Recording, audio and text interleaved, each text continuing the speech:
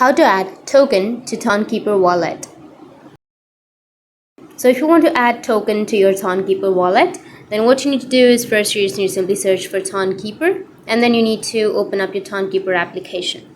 Once you open up your application, you need to go with your wallet, and once you're here, if you have assets option, then you can simply go with the assets, and then you can add your token. But in my case, I don't have that assets option. If you go with the settings, you don't have that option right here.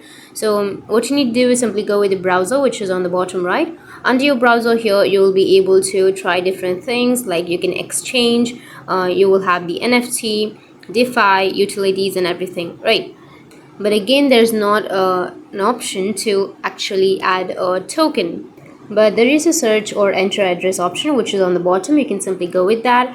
And what you could do is try entering a contract address for a particular token. And hopefully by doing that, there is a way to add this Tonkeeper. So that's it for this video. And if you have any questions, feel free to comment below. Thanks for watching.